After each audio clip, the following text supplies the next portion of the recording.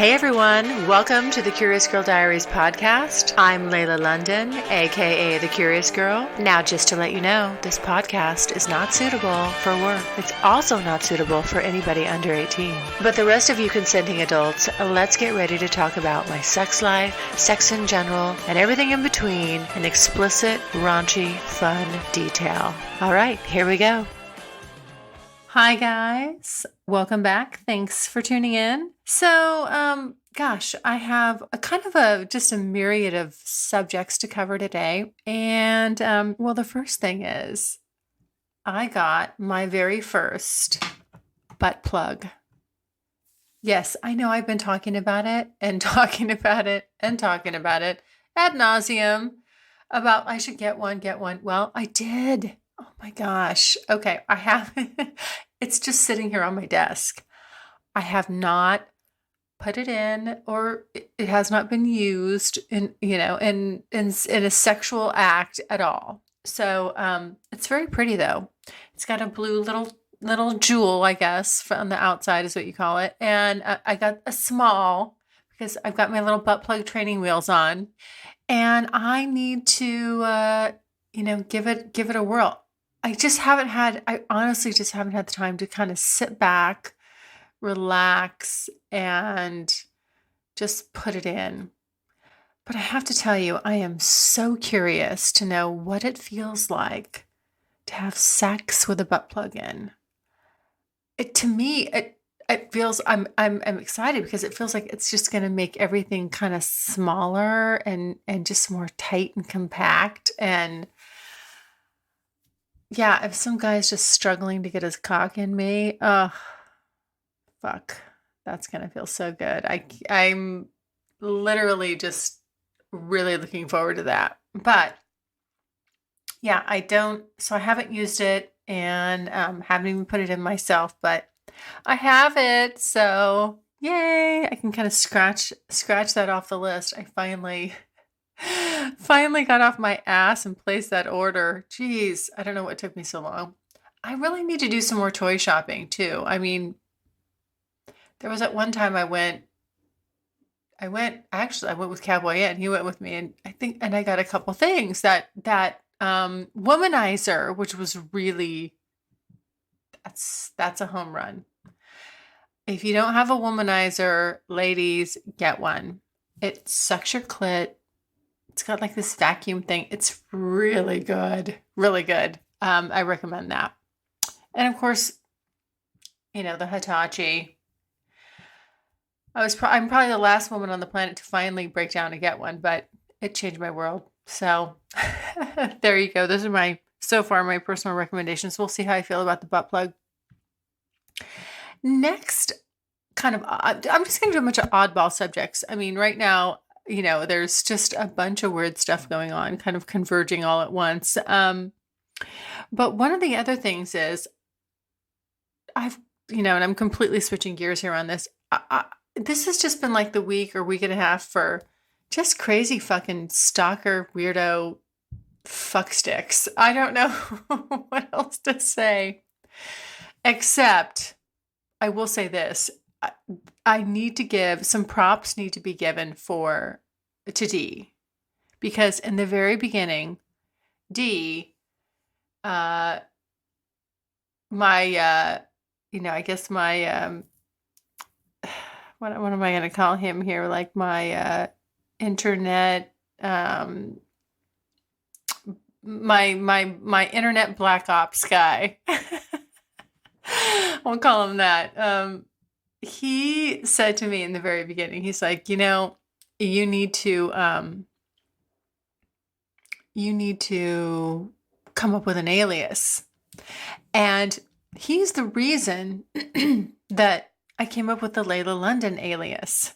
Well, because obviously people always want to know your name. What's your name? What's your name? And now this is the funny part. Little did I know, come to find out, that actually Layla London is a porn star. So to be very clear and put it on the record, I am not that person. I'm not that Layla London. There can be more than one person with the same name or alias out there, but I am not the porn star Layla London. And unfortunately, I didn't actually realize that until I, after the fact, Googled it, and I went, oh shit. Well, lesson learned. There we go. Things you learn along the way when you're trying to do an anonymous podcast and you don't know what the fuck you're doing because you've never done one before. There we have that. But the stalker thing has been quite interesting, and I get everything from people. I don't know. I mean, I'm assuming most of them are men, but they'll guys that just want to basically meet me in the woods and hack me to pieces, that kind of stuff, which is unsettling. And then, to say the least, right? And then, people that are like wanting to show up at your house and just, and then I have to say, I gotta say this, it kills me, but I'm gonna say, there was something that Cowboy N was right about. He would say that women were the worst stalkers. And I'm like, oh no, you don't know what guys can do. They're crazy. They're blah, blah, blah. They're blah, blah, blah. Okay. I gotta say, after, having like a crazy female stalker, I gotta say he's right. I mean, they are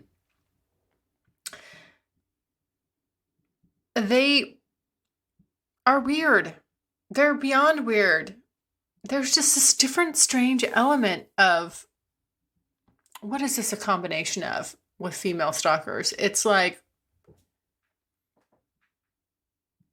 there's no common sense, rationality, and it's all emotions on steroids. And there's no way to deal with it. I mean, I'm kind of really more of a black and white thinker, more logical, which, is not always good being a female. Unfortunately, that's kind of the way I lean. And so what I've found is, as I'm dealing with a crazy, like female, and I'm trying to actually just say what the facts are, the truth of the matter, and believing that I'm speaking from a rational point of view and that I'd be speaking to a rational individual. It goes sideways. And I'm sitting there scratching my head like, oh, what the fuck? So I gotta say, like, guys, man, I feel for you. I really do. I mean, women, and I have to say also, and I hate to say it, but it's like sometimes women were our own worst enemies. We're just, hurting.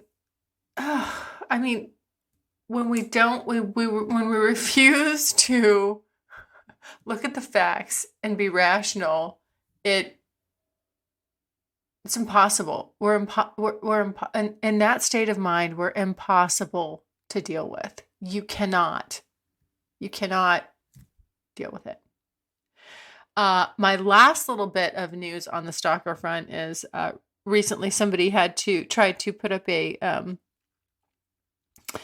profile impersonating Cowboy N, or pretending to be him, which is, again, that's a fictitious name that I've given someone, but obviously that person knows, who they are, what the real Cowboy N, the person behind the Cowboy N persona, knows who he is. And somebody was trying to pretend that they were him. They'd taken my pictures and were using that in their in the profile and said they were Cowboy N, and that we wrote the Curious Girl Diaries together, and, blah, blah, blah, blah. Just a bunch of bullshit. Well, obviously, that person is not super swift because they're not paying attention to the fact that, my blog and everything has been ongoing for, we must be over a year and a half now. So you can't roll the clock back and pretend that, jump in the middle of it and pretend that you were writing the diaries with me. And as we all know, anybody that follows this blog, these are actual encounters and not made up stories. And I'm not sitting around with one person creating crap. This is an actual, real life, I guess, auto documentary or autobiography, however you want to term it, of what I'm doing and what I'm going through. So just to make everybody aware out there, if you come across any blogs or, Facebook, Tumblr, Snapchat, anything of that, any social media that is attempting to impersonate me or anybody that I see, it's just somebody out there on their own trying to make shit up. It's not a fact. So please just refer to the website, my blog, this, on thecuriousgirldiaries.com. That's where you're going to find the facts. But on that note, one of the things that I said I would do when I started all this was to also be honest about how all this was making me feel. And I don't think I've done that in a while. And I've actually kind of gotten away from that. And recently, it's been kind of coming up again, because when I started this year, I said, at the end of last year and the beginning of the year, I said I was trying not to be, an emotional chicken shit, I think I called myself, and to try to put myself out there more. And while I'm doing that, I'm noticing it's still a struggle. It's just a big fucking struggle for me. And, I don't know why. I mean, having sex is fun, and all of the stuff I'm doing, all these experiences and the people I get to interact with, the guys, I mean, it's so enjoyable, and it's very fun. But I'm still, while I am pushing myself forward, and I am being more vulnerable at times and in moments, and specifically, with certain people. I mean, like, I'm extremely, I would say, comfortable and grounded with, like, BE. I mean, I can, I just, so, for whatever reason, I am. And also, like Clark, I'm so, I love talking to him and just because I can, it's sort of like, those are, there's just certain people like you can really kind of exhale with, but I really just want to be that way all the time. I don't want to, I don't want to feel like I have to hold anything back, but unfortunately, I still sort of, my old ways are kind of resurfacing right now. And I'm trying to get, stop doing that, I guess. And it's funny how sex will bring that up, I mean, I don't know. Why is that? Why is it you're having this, you can be having great sex with people, but you're still very, guarded. I mean, why can't I get past that? Why can't I just like put that wall down? And I do want to say though, it has come down, and maybe I'm being too hard on myself. Maybe it just not doesn't come down that fast. I don't know, but it's been a while since I've actually given any input to this on this subject, and so I I think it's kind of a good time to do it. I think I'm just one of those personalities. I mean, um, I'm one of those personalities that I've always been autonomous. I've always been independent, headstrong, strong-willed, and always, was sort of raised and believed, that I could do anything I put my mind to, and I can, and I do. And so, um, to then have to sort of switch gears and not do that. I mean, I don't know, like maybe a better way of describing it makes that some people might pick up on this, but I have always been a runner. I started running in junior high and in high school and in college, but a cross country runner, a long distance runner. What I always loved about that sport was that while I did some team sports, running was my jam because I did. This is going to sound awful, but it didn't matter what the team did. I could, as long as I could get across the finish line, like somewhere in the top 10, right? I would still medal. I would still get a medal. And we didn't have to qualify as a team. I mean, with the long distance running, you can qualify individually or as a team. You can win as a team. And in order to win as a team, obviously everybody's got to be fast, and the most runners across the finish line, first are going to be first, second, third, all that. Well, most runners on the same team, that is, right? And so I always got the benefit of just really being able to do what I do and be the standout without having to rely on anybody else, whether they were, having a good day, going to make it or not.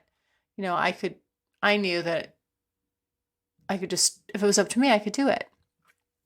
So that's kind of been, I would say that's been like a real common theme for me in my life and my personal relationships. That, while I'm as a friend and also even as a partner, I'm somebody that is very reliable, and you could always like call me, like when somebody needs me, I'm there. Boom, that's it. But when I need somebody, I'm more apt to rely on myself and figure it out myself than say pick up the phone or call somebody and lean on someone. So in my, personal relationships, romantic, I'll say, just let me qualify that, like romantic relationships, that gets tough because the other person feels like that I don't need them. And it's not true. It's just that that's not actually true. It's that they don't probably see it in the way that they need to see it, or in the way that they're used to seeing it, or in the way that maybe most females, can display that. So I think that one of the reasons, which sounds odd, but one of the reasons that, I've been so interested in the whole BDSM thing and that dynamic is because because you really have to give all that up. It's sort of it's kind of it's a qualification. I mean, you got, either you're going to be able to do that or not.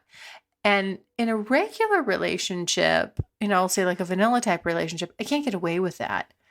And I'm not saying I'm going to like a dominant submissive relationship with anybody. I'm not, but it's why I'm so drawn to it and interested in it, because I know that that's going to, just by the sheer definition of it, is going to push me and require a lot more of me, more than I, have ever had to give before. And I really want to do that. It scares the hell out of me. I won't lie. It's challenging. And, but I feel like that's probably what would bring something like that, is probably the next milestone that would push me the farthest and could push me the farthest. And so, I think that's why I've been honing in on that. But yeah, lately I think I kind of have to pay attention, because I'm not pushing myself, even just in, even in just regular, relationships. So I'm going to try to push that farther in all areas. And, again, I know this podcast is supposed to be about sexy talk all the time. It's not always about that, though. It's, again, I said I would really try to focus on the stuff that this is what's coming up for me, what's coming on my radar. And right now, this is kind of glaring. So I want to, being that I have until the end of December, that's sort of my finish line, right? As a long distance runner, I'm like, okay, where am I? I've paced myself. What do I have in the tank? It's time to fucking hit it. And if you run long distance, like, that's how you think about it. It's like that I'm at the 20-mile marker. Now, if you've all you marathoners out there, you know what the 20-mile marker is. That's when people hit the wall. I've never hit the wall at the 20-mile marker. I don't know but that's what they say. They say it's like, that's when you're going to feel it. You're going to feel it. But emotionally, I'm feeling it right now. Feeling like, okay, I know what's left in this race. How I need to get to the finish line, or what my goal is, right? What my quote unquote time is, my PB here, my personal best. And for me, I think to finish this Curious Girl Diaries marathon, I think, my personal best would be if I could really, really just let go. God, I really want to do that. I really, really want to do that. And that means it's time here. I need to, I'm kind of at the 20-mile marker. So it's time to really, step it up and push hard for, that last, 6.2 and finish it up strong. So there we go. I know if I'm talking if for the distance runners out there, they're going to get it. If I'm talking in tongues here, sorry. It just means that, I'm at the end is in sight, and, I'm sure December 31st will be here faster than I know it. And I just, I need to, I'm kind of catching myself reverting. I'm coasting a bit. And I don't want to do that. So I'm sort of calling myself out on it, and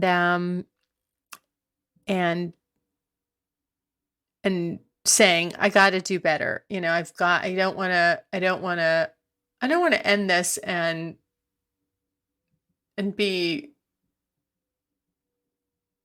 not having, not having hit all my milestones. I mean, the sex bucket list is one thing, right? I mean, these are physical acts, but what's gone along with all of this is just the emotional stuff and the things that surprisingly just sex will, touches on. It touches on a lot, and it shows you a lot about yourself. It has for me anyway. And so I want to make sure that when I'm done with all this, putting it out there anyway, documenting it, that I've had the best experience and the most growth from it that I can have. So right now, I've probably started to lose sight of that,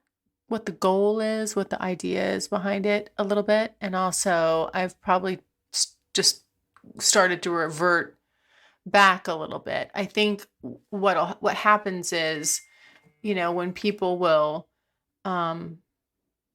react a certain way, then, I'll react a certain way. And what I have to just remind myself of is it's not about them at all. You know what, whatever you're going to do, whatever you're going to say, however they respond, it's how they're going to respond. And don't let that derail you, steer you in a different direction, and or also cause you to not just keep putting it out there, because it's about you. It's about how you can get, but really about my personal growth, I guess, from it. So I don't want to stifle that, with anybody's reactions or what I think the reaction could be, if that makes any sense. I know it was a little bit rambly there. I got a little rambling going on, but yeah, I think I'm on the right path. I think I'm going to have this last, what are we here? So we're almost into August. So gosh, like 4 months. Wow. Yeah. There's a part of me that's going to be a little sad when this ends. I'm not going to lie, but it's a lot of work. It's it's a lot of work, and I will be happy to finally shut the microphone off and just, let it stand, let it sit on its own merits and have that be that. So anyway, all right. Well, it's Saturday. I hope everybody's having a good weekend, and keep listening, because I'm going to keep doing what I do. All right. Have a good one. Bye. Thanks so much for listening. And if you like what you hear, refer me to a friend, and make sure you're following me on social media. Also, go to the website, thecuriousgirldiaries.com, and join my subscribers only list for access to exclusive content. And as usual, questions or comments, you can always email me at curiousgirl@thecuriousgirldiaries.com.